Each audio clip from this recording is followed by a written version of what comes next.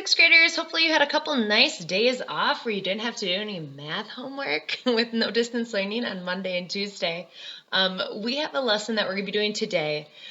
You also have a lesson tomorrow that ties into it really well. So today and tomorrow we'll be taking a look at patterns and equations and really how to take a look at a chart, an XY chart, and figure out like, okay, what's the rule? What's going on here? What's the pattern?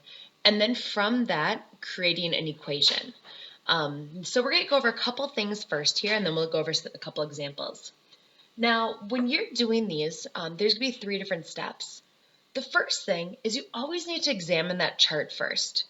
Take a look at that chart, okay, and see what's happening here. There's going to be some spots that you're going to have to fill in on the chart. So none of the charts are going to be complete. They're all going to be having some empty spots that you're going to have to fill in. Then you need to figure out the rule. Now, you guys, when we talk about the rule, that's going to be taking a look at like what is actually happening here. So for example, like a rule might be like, sorry, terrible handwriting, like add 4 or divide by 2. That is our rule. It's that simple thing of what's happening from one thing to the other. Okay, so when we talk about our rule, that's going to be our pretty simple one. So either adding 4, dividing by 2, whatever it may be.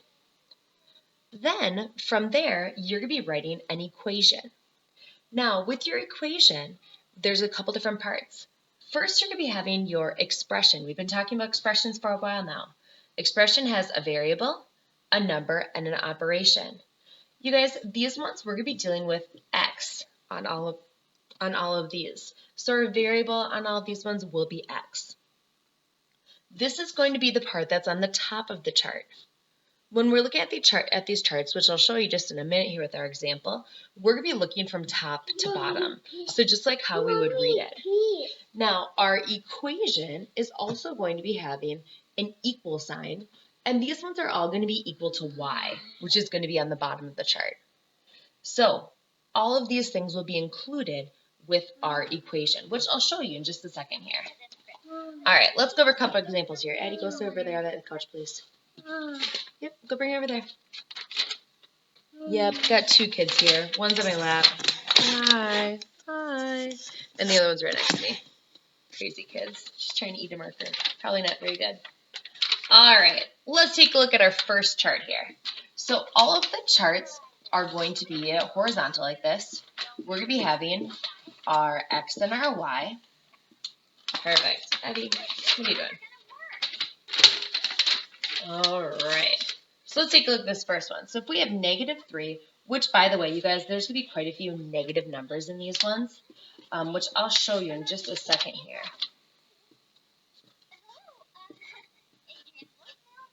Let's break this in half. Okay. So sorry about the terrible handwriting there, but hopefully you guys can at least still see it.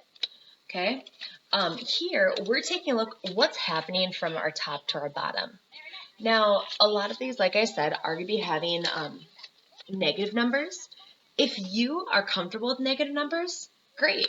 Okay, you can take a look at that first one and see, okay, what's happening there. However, I know a lot of people are just not as comfortable with those negative ones. If that's you, go in the middle of your chart.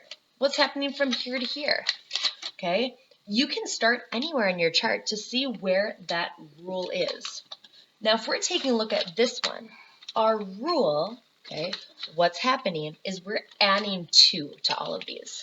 So our rule would be +2 or add 2. You can either use that plus sign or you can actually just write the word add. Either one, okay? Now, if we were to fill in the rest of our chart here, in this spot, we would have 17 and 22 because we're going to continue with that rule of adding 2. Now, for our equation, what we're going to be doing is we're actually going to be creating an expression with an equal sign, and it's always going to be equaling y, because y is our bottom one.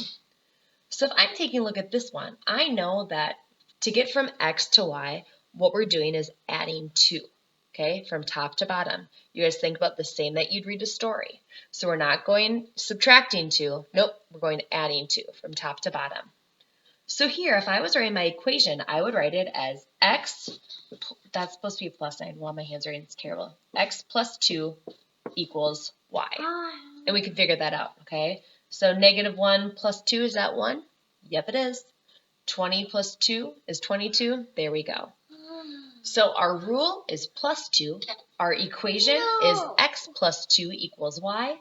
And we filled in the rest of our chart. That is what the assignment is going to be looking like today. We're going to do a couple more examples here. Addie's running away, so I don't know where she's going. I was going to do this at school today. I was at school cleaning everything out.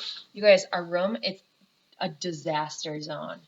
But everything has to be out by Friday, which is kind of crazy. Addie, it's raining out. Please don't go outside. All right. So I always give you enough so that's supposed to be a 30, 36, and 39, so that you'll be able to figure it out. There'll always be at least 2. More than likely, there's going to be 3 on each of these ones for you to take a look at. So our first thing, we're just going to examine this chart, and we're going to think about what is happening here. What's happening from X to Y? What are they doing?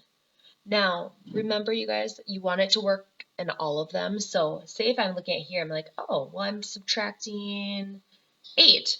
Okay, am I subtracting 8 here? No, that doesn't work. So you have to make sure that it's going to be working for all of them. So here, I can tell you guys that our rule, we're dividing by 3. So our rule is divide by 3. Now, we need to take this and turn this into an equation, working from top to bottom. So we could write this one in a couple different ways. We could write it as x divided by 3 equals y, or we could write it as x over 3 equals y, because we know that that's going to be the same as our division. So we're taking our x, we're dividing by 3, and there we go, we're getting our y answer. All right, one more example here, and then I'll let you guys go work on your worksheet.